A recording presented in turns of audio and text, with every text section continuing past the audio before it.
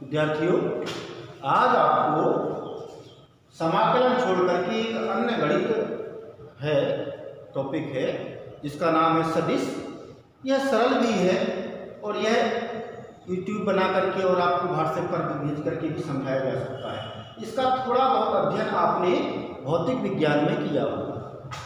तो ये जो इसको बोलते हैं त्रिविमीय सदिश, यह आपके जो दो पुस्तकें हैं उनमें से पार्ट 2 है। पार्ट 2 का एक बहुत महत्वपूर्ण चैप्टर है, बहुत सारे अंकों का यह परीक्षा में आता है और बड़ा सरल है, इसे समझ सकते हैं आसानी से। तो सीधी सीधी बात है, कोई बहुत ज़्यादा उसमें आपको जो नहीं लगाना है। सदिशों की जो प्रतीक है, सिंबल आपने भौतिक विज्ञान में देखा होगा, ए स्मॉल ए है, बी है, सी है, इन पर एक एरो लगा है, तीर लगा है। जैसे इस पर तीर लगता है, यह राशि अदिश राशि से सदिश राशि में कन्वर्ट हो जाती है। ये पुरानी बात है, आपको 9th से पता होगा। भौतिक विज्ञान में राशियां दो प्रकार की होती हैं, अदिश राशियां जिनमें केवल परिमाण होता है, दिशा नहीं होती, और सदिश राशियां जिनमें परिमाण के साथ साथ दिशा भी होती है। तो ये जो है सदिश राशियां हैं। अब इन सदिश राशियों को अलग कैसे किया जाए इस राशियों से, तो गणितज्ञों ने एक जो है व्यवस्था की, और व्यवस्था ये की कि इनको सिंबल इनके ऐसे लिखे जाएं कि देखते ही पता चल जाए कि ये राशि सदिश है। तो उसके ऊपर एक एरो लगाने लगे। तो इसको आप पढ़ेंगे vector A, vector B, vector C. मूलतः त्रिविमीय सदिश के संदर्भ में वेक्टर ए का तात्पर्य है A1i plus A2j plus A3k।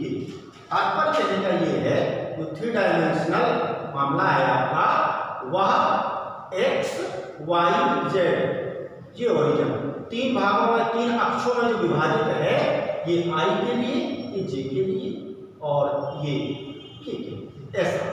इसलिए ये जो वेक्टर a है वह अपने पूर्णतः रूप में कैसे लिखा जाएगा, A1i plus A2j plus A3k।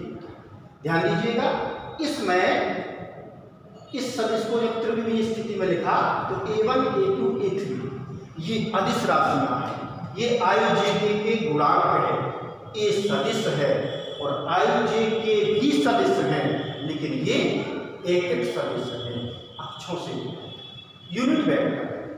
इसे क्या पढ़ेंगे, इसे पढ़ते हैं i कैप, तो लगी i कैप। अब जानते हैं सदिशों का योग क्या होता है। बड़ा सरल सा ये एक्सरसाइज आपकी, ए भी छोड़ दीजिए, tan c को लगाइए, ये tan c से संबंधित है आपकी पुस्तक की।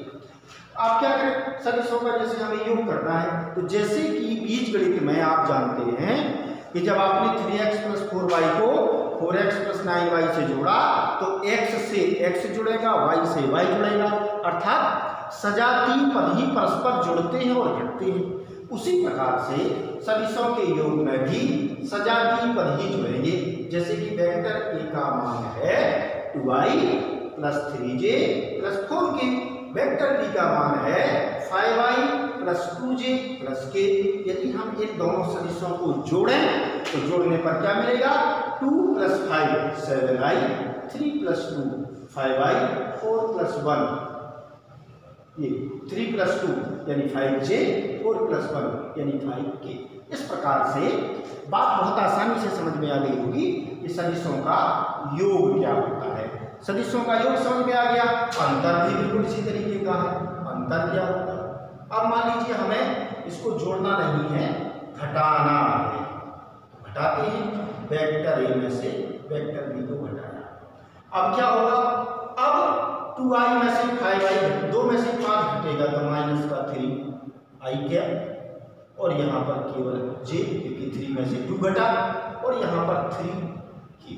इस प्रकार से व्यकलन की या अंतर की जो संक्रिया होती है वह भी बड़ी आसान होती है, उसमें भी सजातीय स्थिति का ध्यान रखा जाता है। तो ये इसके बाद आपको एक चीज और जान लेनी चाहिए जो इस प्रश्नावली में आएगी, और वो यह है कि आप परिणामी कैसे निकालेंगे।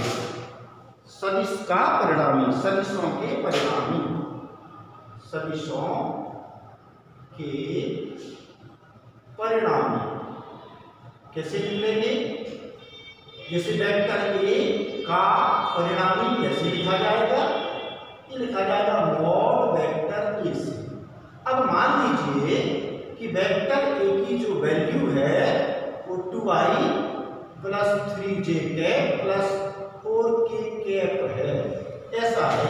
तो यदि आप इसका परिणामी निकालेंगे तो वह निकलेगा अंडर रूट 2i का i का गुणांक इसका वर्ग, j का गुणांक उसका वर्ग और k का गुणांक उसका वर्ग। अर्थात किसी भी सदिश का परिणामी निकालने के लिए i j k के गुणांकों का वर्ग करना है, योग करना है और फिर वर्गमूल करना।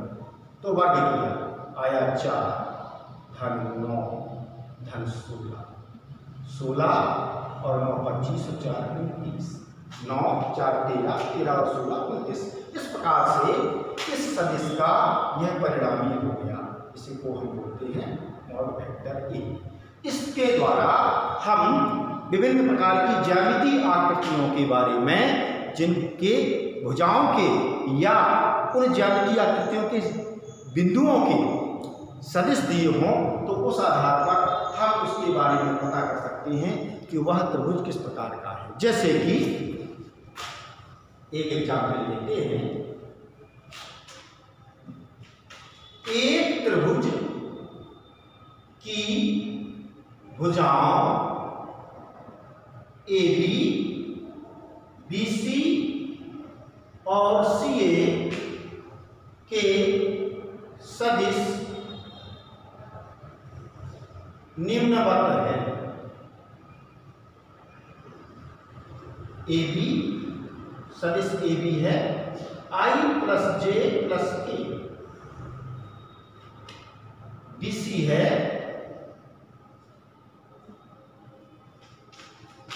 है 2i plus 3j plus k और CA है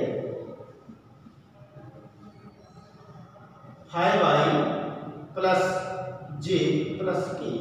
देखते हैं, इनमें कैप लगाना मत भूलिए। i cap plus j cap plus k cap ये AB सदिश है और BC सदिश जो है वह है 2i cap plus 3j cap plus k cap और CA है 5i cap plus j cap plus k। तो यदि हम इनके परिणामी के आधार पर इतनी आसानी से पता कर लेते हैं AB का मापांक निकाला, तो ये आया 1 का वर्ग धन 1 का वर्ग धन 1 का वर्ग था, ये अंडर रूट 3।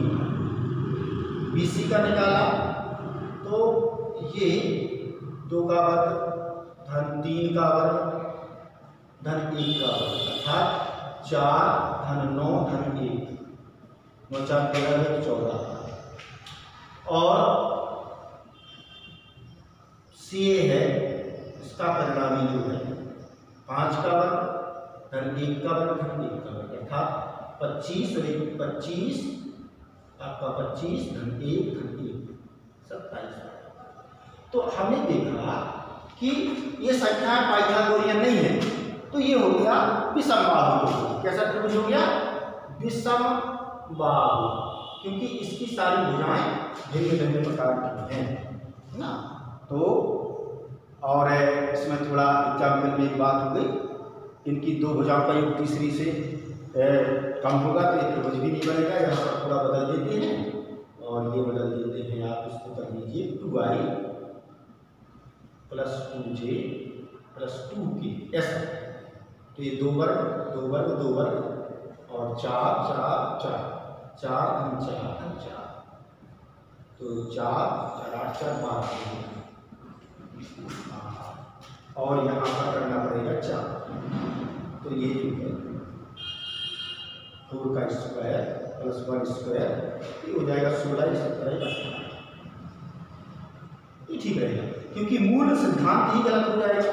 या अनुमान से उदाहरण लेने पर क्या होता है, 2 भुजाओं का योगफल आप तो जानते हो, तो ऐसा ध्यान में रखना चाहिए।